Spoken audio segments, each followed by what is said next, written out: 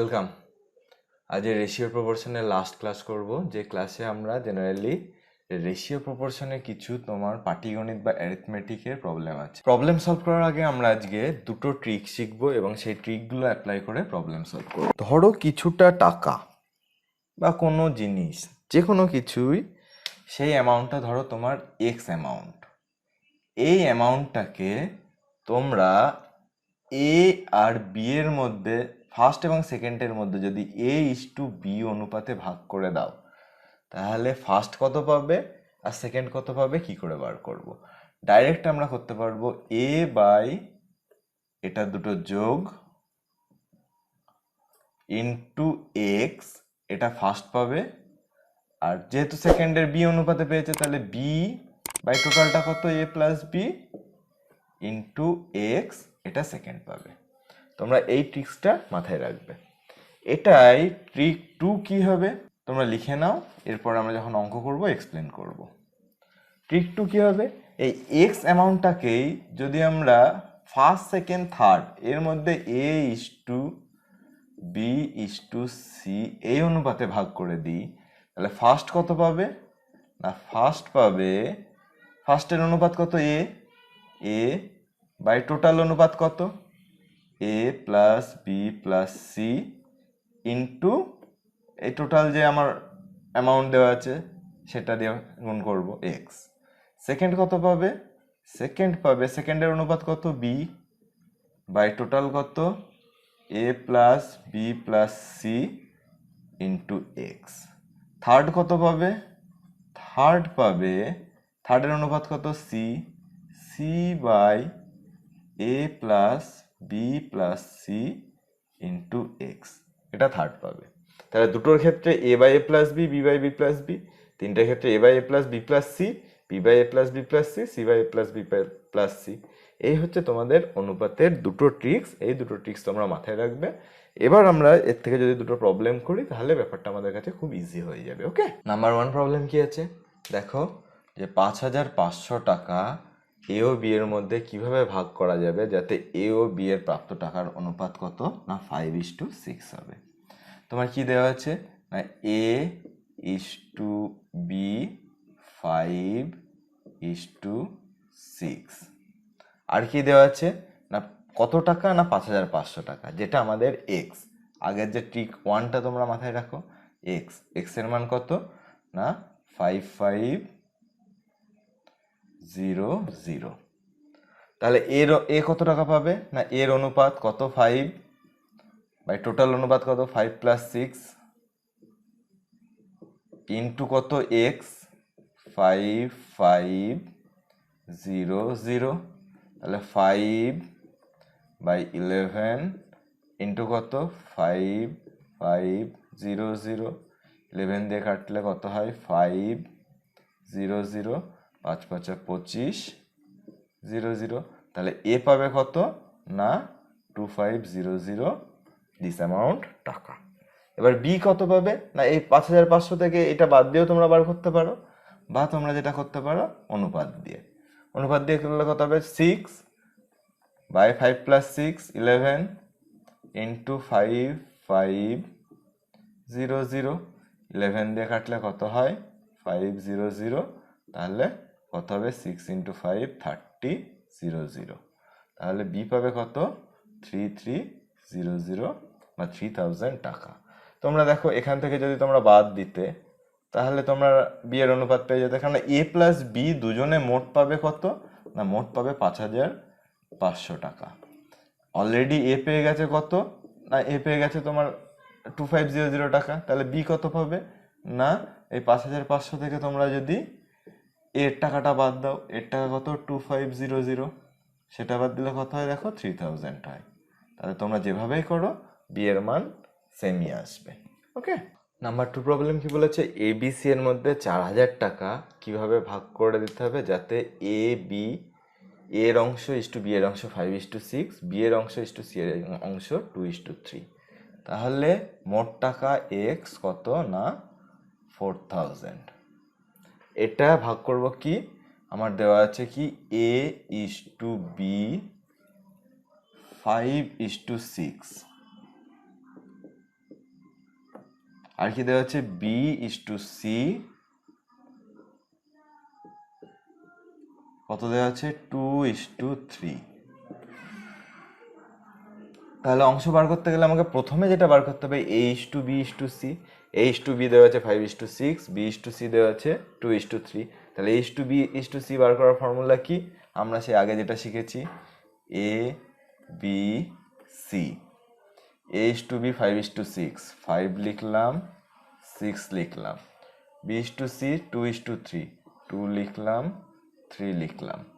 তাহলে এখানে কত যাবে, 6, এখানে কত যাবে, 2। এটা ঠিকঠাক ক্লিয়ার করার জন্য আমার প্রিভিয়াস ভিডিওগুলো দেখতে পারো।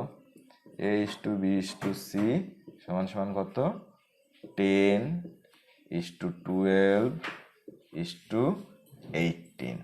এবার একে 2 দিয়ে কাটা যায়, 2 দিয়ে কাটলে কত হয়, 5:6:9। তাহলে এ কত পাবে না, এ পাবে তোমার 5 বাই টোটাল কত, 5 + 6 11 + 9 20 ইন্টু মোট অ্যামাউন্ট কত না 400। তাহলে 20 দিয়ে কাটলে কত হবে, 200 ইন্টু 5 কত হবে না 1000। এ পাবে 1000। বি কত পাবে না, বি পাবে তোমার 6 বাই তোমার 20 ইন্টু 4000 কাটলে 200 1200 1200। সি কত পাবে, এ প্লাস বি যোগ করে 4000 থেকে বাদ দিতে পারো, বা তোমরা এই প্রসেসেও করতে পারো। কত পাবে না 9 বাই টোটাল 20 ইন্টু 4000। তাহলে কত হবে, 20 দিয়ে কাটলে 200, তাহলে 1800। তাহলে এর অ্যামাউন্ট কত না 1000, বি এর অ্যামাউন্ট কত 1200, সি এর অ্যামাউন্ট কত 1800।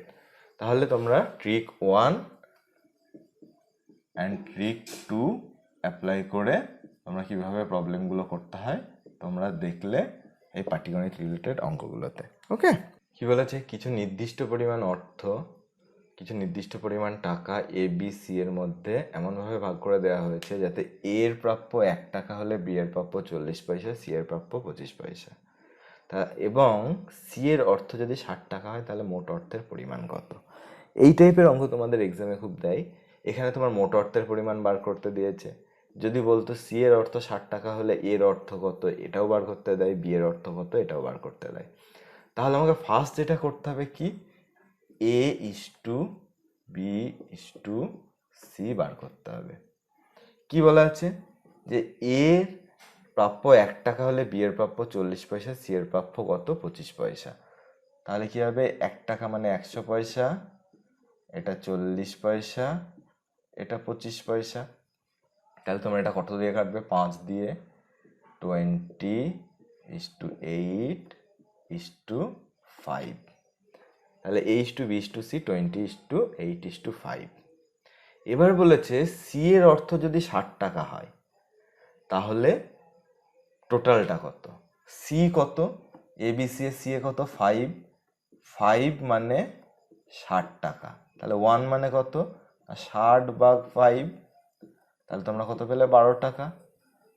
তাহলে মোট অর্থের পরিমাণ কত, মোট অর্থ মানে কত 20 + 8 + 5 33। তাহলে 33 মানে কত হবে, 33 মানে হবে 12 ইন্টু 33। তাহলে কত হবে 12 ইন্টু 33, 396 এত টাকা। তাহলে মোট অর্থের পরিমাণ কত, 396 টাকা। এবার যদি বলতো যে বি এর অর্থ কত, না বি এর অর্থ কত না 8। তাহলে 5 মানে আমরা দেখেছি 12, তাহলে 8 মানে কত, এই 1 মানে আমরা 12 দেখেছি, তাহলে 8 মানে কত, 12 গুণ 8 96। যদি বলতো এটা বি এর অর্থ, যদি বলতো এর অর্থ কত হতো, এর অর্থ 20 দেখেছি, তাহলে 20 গুণ 12 কত হতো 240 টাকা। তাহলে তোমাকে এর অর্থও বার করতে দিতে পারে, বি এর অর্থও বার করতে দিতে পারে, যে কোনো কিছু বার করতে দিতে পারে। এবার এটা থেকে ডাইরেক্ট করার নিয়ম কি না, A is to B is to C তোমার 20:8:5 এটা তোমরা বার করলে। এবার তোমাকে সি এর অর্থ বলেছে, তাহলে মোট অর্থ বাই সি এর অর্থ ইন্টু সি এর প্রাপ্য টাকা দিয়ে ভাগ করলে একবারে মোট বেরিয়ে আসবে। তাহলে মোট অর্থ কত? 20 প্লাস 8 প্লাস 5 33 বাই সি এর প্রাপ্য 60 টাকা, তাহলে সি দিয়ে ভাগ করলাম ইন্টু সি এর টাকা 60, সেটা লিখলাম। এটা করলে একবারে বেরিয়ে আসবে 5 বারং 60, সেই দেখো 33 ইন্টু 12 পেলে সেটা 396, যেটা আমরা এইভাবে বার করেছি। তাহলে তোমাদের কাছে যেটা ইজিয়েস্ট মনে হবে সেটা তোমরা করবে, করে এইভাবে সলভ করবে।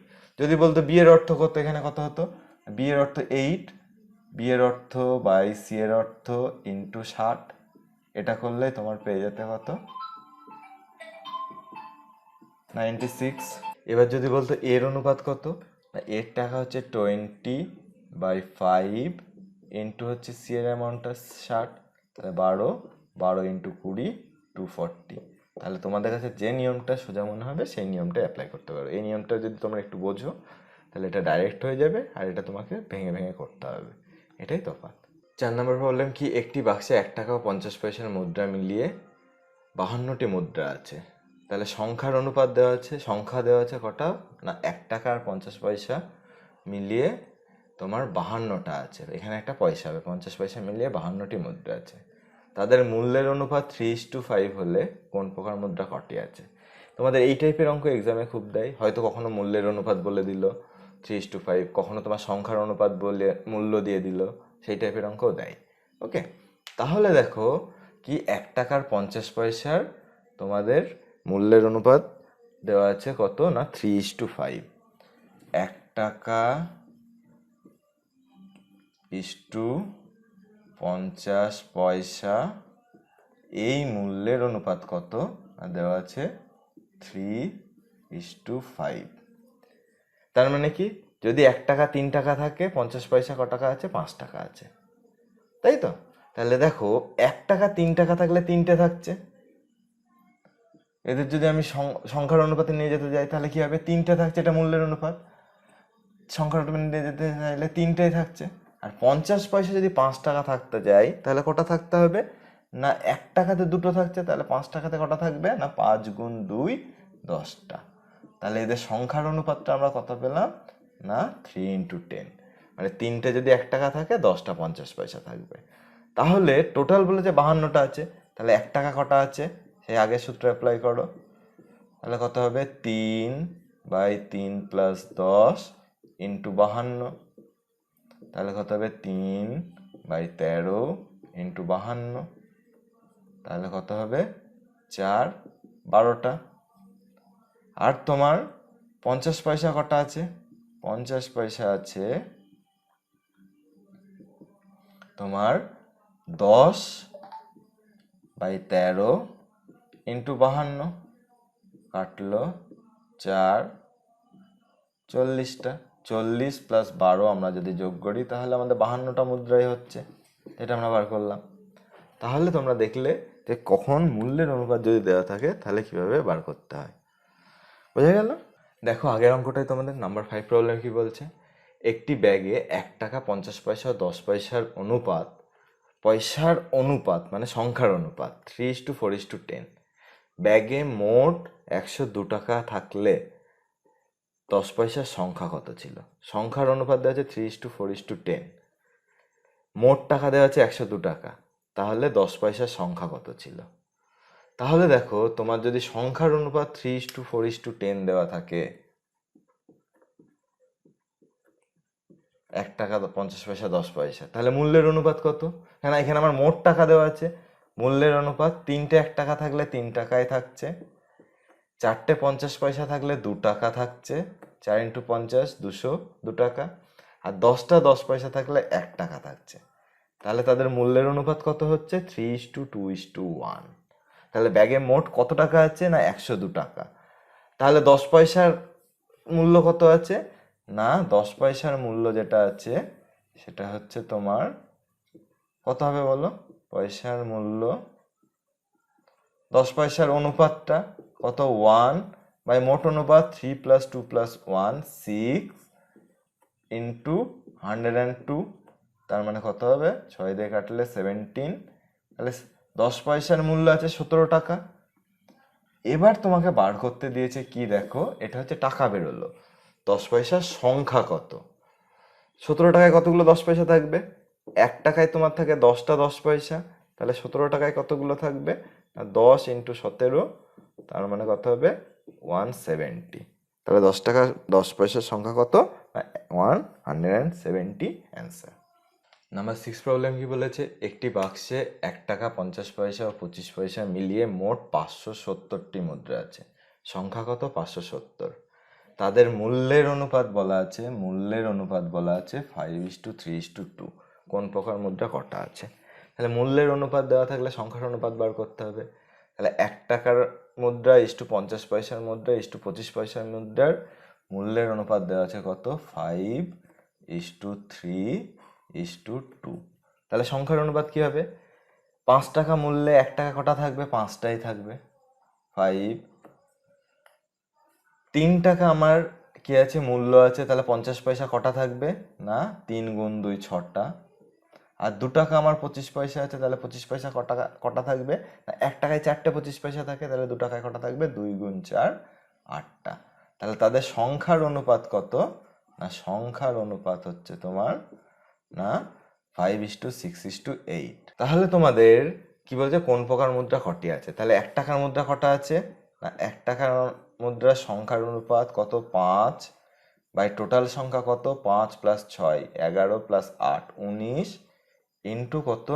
না তোমার এক্স এর মান কত? 570, 570। তাহলে 19 দিয়ে কাটলে 3 30, তার মানে তোমার 1 টাকা আছে 150টি। এবার বলেছে তাহলে 50 পয়সা কটা থাকবে? 50 পয়সা থাকবে তোমার কটা বলো? 50 পয়সার অনুপাত কত? 6 6 বাই টোটাল অনুপাত কত? 19, আগেরটাই আমরা বার করলাম, ইন্টু 570 মোট সংখ্যা, কাটলো 30, তার মানে 180, 180টা 50 পয়সা আছে। আর 25 পয়সা কটা আছে? না, 25 পয়সা আছে, 25 পয়সার সংখ্যা কত ছিল? 8 8 বাই কত? 19 টোটাল সংখ্যা ইন্টু তোমার 570, 30 3 8টা 24 240টি। তাহলে তোমরা কি করে বার করতে হয় অঙ্কগুলো বুঝতে পারলে? খুব সোজা, কিচ্ছু নেই। এগুলো করতে তোমাদের হয়তো পরীক্ষায় 3টাই বার করতে দেবে না, যে কোনো একটা বার করতে দেবে। হলো 50 পয়সা কটা আছে, তোমাদের করতে হার্ডলি তোমাদের 30 থেকে 40 সেকেন্ডের বেশি সময় লাগবে না। 7 নম্বর প্রবলেম, একটি পরিবারের চাল ও গমের খরচের অনুপাত কত? 7:3। বর্তমানে চালের দাম 2:3 অনুপাতে এবং গমের দাম 4:5 অনুপাতে বৃদ্ধি পায়। বর্তমানে ওই পরিবারের চাল ও গমের খরচের অনুপাত কত হবে? এই টাইপের অঙ্ক তোমাদের এক্সামে খুব দেয়। দেখো, চালের দাম বেড়েছে কত? 2:3 অনুপাতে। এর মানে কি? আগে 2 টাকা থাকলে এখন নতুন দাম হয়েছে 3 টাকা। গমের দাম বেড়েছে কত? 4:5 অনুপাতে, মানে গমের দাম আগে 4 টাকা থাকলে নতুন দাম কত? না 5 টাকা। তাহলে দেখো, তোমার আগে খরচের অনুপাত কত ছিল? চালের খরচ আর গমের খরচের অনুপাত ছিল 7:3। তাহলে ধরে নিই 7x পরিমাণ খরচ হতো চালের জন্য, আর গমের জন্য 3x পরিমাণ খরচ হতো। বৃদ্ধি পেয়েছে কত? 2:3-তে, মানে আগে 2 টাকা থাকলে এখন 3 টাকা হয়েছে। তার মানে আগে 7x থাকলে এখন কত হবে সেটা বার করতে হবে, মানে 7x ইন্টু 3/2। এটা এখনকার নতুন দাম হয়েছে কার? না চালের। চালের এখনকার বর্তমান দাম হয়েছে কত? না 3×7=21, 21x/2। আর গমের নতুন দাম কত হয়েছে? না 4:5 অনুপাতে বেড়েছে, আগে ছিল আমার 3x। তাহলে এখন গমের দাম কত হয়েছে নতুন দাম? না গমের নতুন দাম হয়েছে কত? না তোমার এই 3x গুণ কত? আগে 5 টাকা, আগে 4 টাকা থাকলে এখন 5 টাকা হইতো, তাহলে 5/4, মানে 15x/4। তাহলে চাল ও গমের নতুন দামের অনুপাত কত? চাল ইস্টু গম, এই নতুন দামের অনুপাত কত হবে? না তোমার এই 21x/2 ইস্টু 15x/4। তাহলে x আছে দুটোতে, বাদ চলে গেল, আর 2 আর 4 এর লসাগু কত? 4।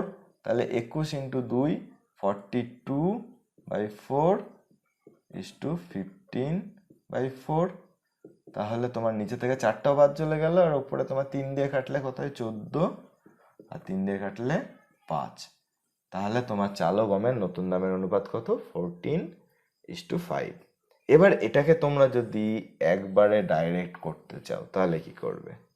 চালের গম আগে কত ছিল? 7, তাহলে 7 গুণ কত অনুপাতে বেড়েছে? 2:3-তে, 3/2 ইস্টু গমের আগের দাম কত ছিল? 3, কত অনুপাতে বেড়েছে? 4:5, তাহলে 5/4। তাহলে তোমরা কত পাচ্ছ? 21/2 ইস্টু 15/4 চাল ও গমের দামের অনুপাত। এখন লসাগু যদি 4 হয় তাহলে 4 করতে গেলে 42/4 ইস্টু 15/4, তাহলে এখান থেকে 42:15, একে 3 দিয়ে কাটলে 14:5, 14:5। তাহলে তোমরা এটা হচ্ছে কনভেনশনাল নিয়মে করা, এটা তোমাদের শর্টকাট বা এক লাইনে করা। ওকে, এইভাবে তোমরা কনসেপ্টটাকে ক্লিয়ার করো। কনসেপ্ট ক্লিয়ার করলে তোমরা ইজিলি এক লাইনেও করতে পারবে। জাস্ট কনসেপ্টটাকে খুব ভালো করে ক্লিয়ার করো। 8 নম্বর অঙ্ক। 8 নম্বর অঙ্ক কি বলা আছে? একটি দোকানে চাল ও গমের দামের অনুপাত 5:2। তাহলে চাল ও গমের দামের অনুপাত কত? 5:3, সরি 5:2। এবার চালের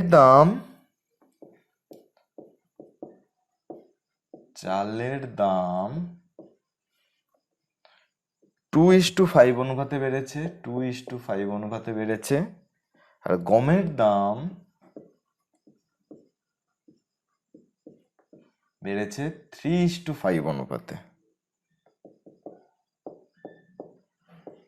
তাহলে সেম অঙ্ক, চাল ও গমের দামের অনুপাত কত? এখন বর্তমানে চাল ও গমের দামের অনুপাত কত?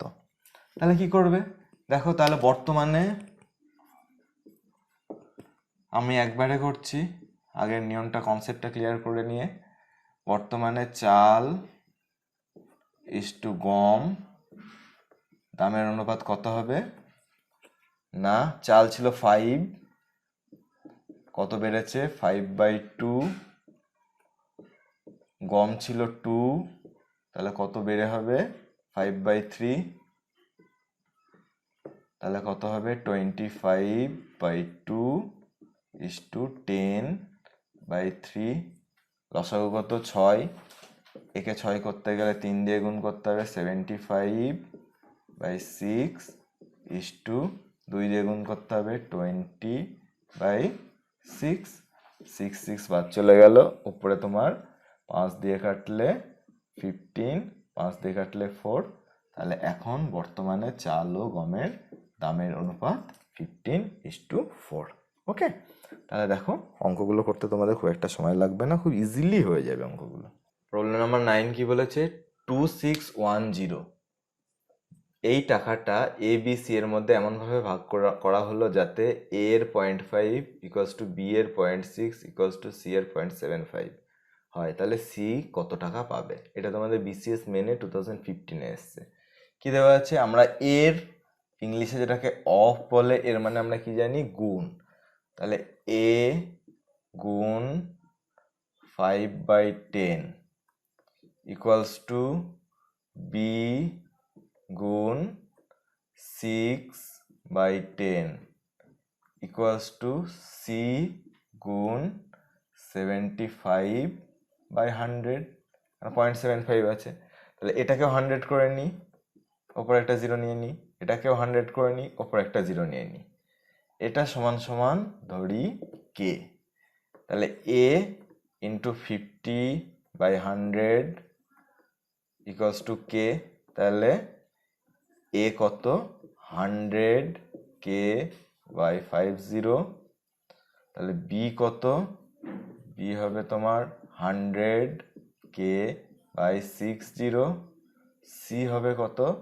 তোমার 100k/75। তাহলে A is to B is to C কত হবে? সবগুলো 100 কে বাদ চলে যাবে, 1/50 ইস টু 1/60 ইস টু 1/75। তাহলে এর লসাগু কত হবে? 50, 60 আর 75 এর লসাগু কত হবে? তাড়াতাড়ি কর। কত? কত? 300।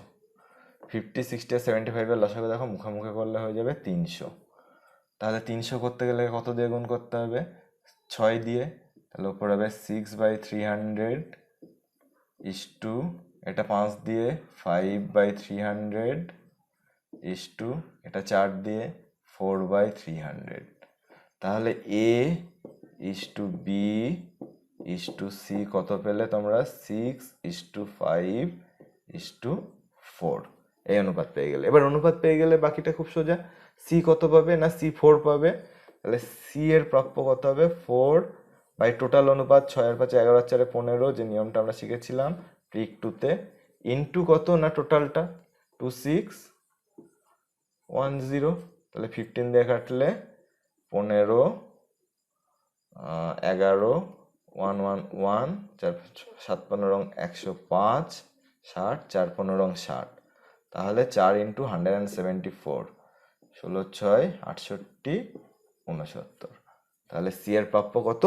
696 রুপিস। ওকে, লাস্ট প্রবলেম নাম্বার 10 কি বলেছে? 6400 টাকা 3জন শ্রমিকের মধ্যে এই অনুপাতে ভাগ করে দেওয়া হলে দ্বিতীয় শ্রমিক কত টাকা পাবে? এটা তোমাদের বিসিএস মেনে 2016-এ এসছে। তাহলে তোমার শ্রমিকদের অনুপাত ফার্স্ট শ্রমিক ইস টু সেকেন্ড শ্রমিক ইন্টু থার্ড শ্রমিক কত দেওয়া আছে? 3/5 ইস টু 2 ইস টু 5/3। এটা ভগ্নাংশে আছে। তাহলে এটাকে আমরা কি না, ভগ্নাংশ তুলতে গেলে আমাকে কি করতে হবে? এলসিএম করলাম, লসাগু 15।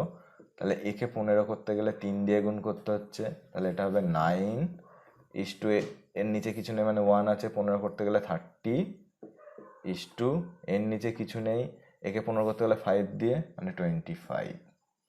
তাহলে কি first is to second is to third 9 is to 30 is to 25। এবার কি বলেছে না দ্বিতীয় শ্রমিক কত টাকা পাবে? তাহলে দ্বিতীয় শ্রমিকের অনুপাত কত? 30।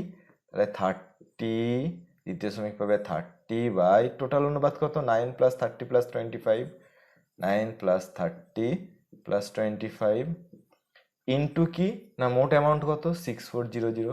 6400 ট্রিক 2 থেকে তোমরা এই জিনিসটা করতে পারবে। তাহলে কত হবে? 30 বাই 30 + 25 কত হয়? 55 + 9 64 ইন্টু 6400 কাটলে কত হবে? 100। তাহলে 3000। তাহলে দ্বিতীয় শ্রমিক পাবে 3000 টাকা। এবার যদি বলতো তোমাকে এই অঙ্কটায় প্রথম শ্রমিক কত পাবে, কি করে বার করবে? প্রথম শ্রমিকের টাকা কত? 9 বাই টোটালটা সেটা কত? 64 ইন্টু 6400 কাটলে কত হলো? 100। তাহলে প্রথম শ্রমিক পেল 900। এবার যদি বলতো তোমার তৃতীয় শ্রমিক কত পাবে, তাহলে কত হতো? 25 বাই 64 ইন্টু 6400। এখানে 25টা হচ্ছে তোমার তৃতীয় শ্রমিকের অ্যামাউন্ট, টোটাল অ্যামাউন্টের মধ্যে। তাহলে কাটলে কত হবে? 100 মানে 2500। এটা হচ্ছে তোমার থার্ড শ্রমিকের বা তৃতীয় শ্রমিকের টাকা। এটা তোমাদের এক্সামে শুধু অনলি দ্বিতীয় শ্রমিক বার করতে দিয়েছে। তাহলে এইটুকু করলেই অ্যান্সার বেরিয়ে আসবে। বোঝা গেল তাহলে এই টাইপের অঙ্ক কীভাবে করতে হয়। তাহলে রেশিও প্রপোর্শন আমাদের শেষ হয়ে গেল। এরপরেও তোমাদের যদি মনে হয় যে রেশিও প্রপোর্শনে আরও কিছু প্রবলেমের দরকার ডিফারেন্ট টাইপের, তোমরা কমেন্ট করবে, আমি অবশ্যই এখান থেকে আরও ভিডিও আপলোড করব। ওকে, থ্যাংক ইউ।